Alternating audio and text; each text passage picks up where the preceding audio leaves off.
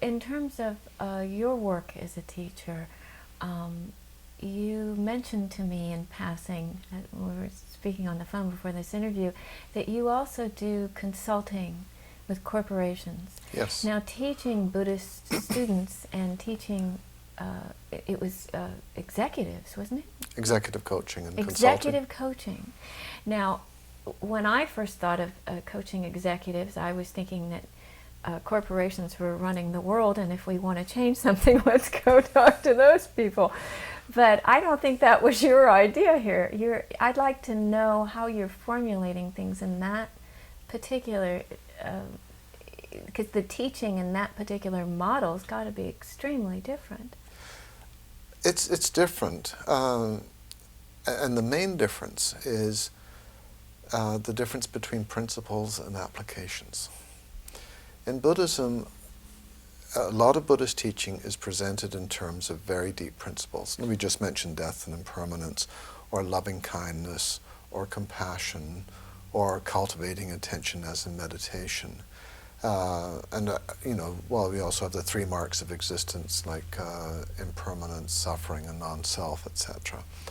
And we've got all these, what I call principles, which are very deep, and we learn to experience through our practice.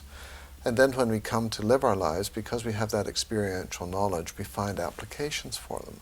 What I found in the business environment is that most people, most executives, are not interested in the principles. They just want the applications.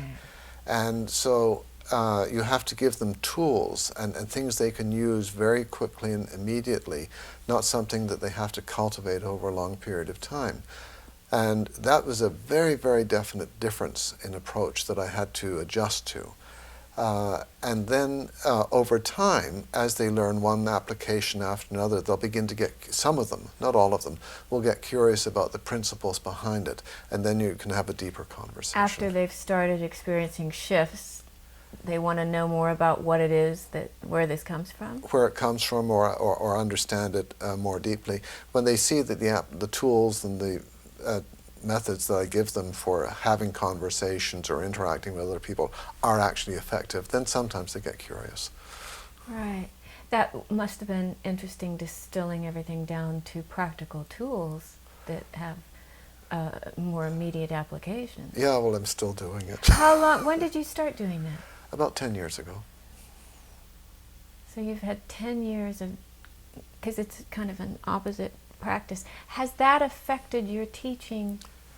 Very definitely, because a lot of people have a lot of ideas about business, but in the business environment, you have to get things done. And so there is a lot of emphasis on making decisions quickly, making hopefully good decisions quickly, and really making things happen. I found this a very useful element in people's meditation practice and spiritual practice, because for a lot of people they think that just meditating and everything will take care of itself. But this isn't the case. It's not a cure-all pill?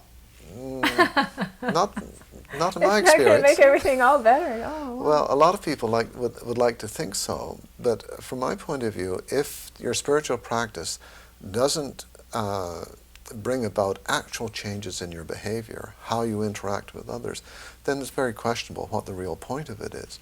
And so I found it very helpful to make people responsible for actual changes in their behavior, getting things done. How would you do that? Give me an example of what you mean by... One of the techniques that I use, and I use this in both business and spiritual work, is speech. Now, when you meditate, you get used to just letting thoughts go. You become less distracted. So in a conversation, it's very easy to be in attention if you're listening. But people have very little practice speaking in attention.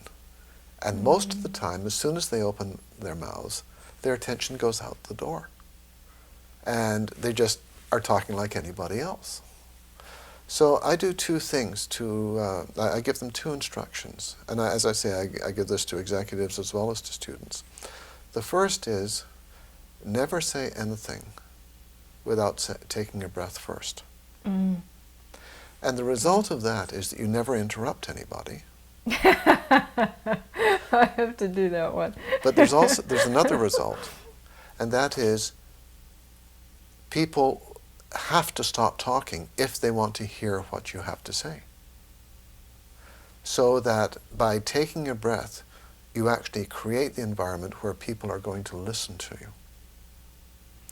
The second tool that I give them is when they are talking, they're to listen to the sound of their own voice as if they were listening to another person. This is how you bring attention into speech. Now, this leads very naturally into right speech, as in the Eightfold Path. Right. But you don't have to try to speak correctly. All you have to do is to listen to the sound of your own voice. Now, when you say listen to it as if you were listening to someone else, you mean with the same respect you would give somebody else, or you mean hearing it like what it would sound like if someone said that to you, or? Well, why don't you try it right now?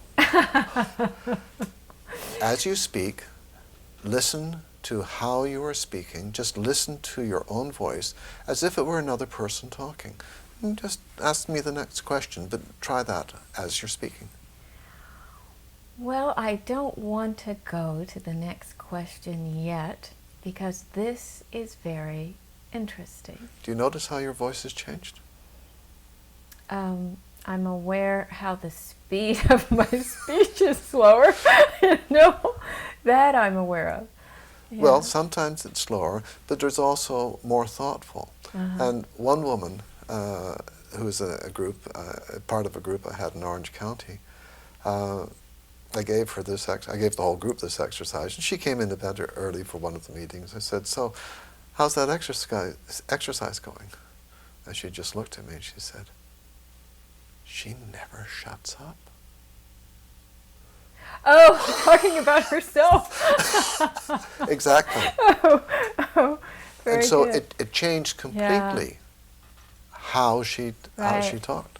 Oh, well, I'm going to sign up for that one. I'm going to take that class. Well, it's an example of the kind of thing that I give people where they're bringing attention to things that they're actually doing. And by bringing attention to them, it changes naturally the way they do them. They just do them, they do them in attention. For instance, if you walk that way, that you are in attention when you walk, you'll never trip. Yeah, but I think you're right that speaking is more difficult to do. You know, to mindfully wash dishes or clean or walk, I find a much easier activity than when I have an hour to present material verbally. You know, I'm thinking of the people I'm talking to and what, you know, I'm listening to what their questions are, and so my focus on myself is I'm trying to do it now as I talk. It's going to change this whole interview now. You know. The point is that when you're sitting in meditation, you're not doing very much. And so just it becomes easy to do things when you are not doing active things. So if you're walking or you're washing the dishes by yourself, as you say, that's pretty easy to transfer. But when you're active, people don't get enough practice being in attention when they're active. And that's why I emphasize this speaking exercise. Oh, it's great. It's great.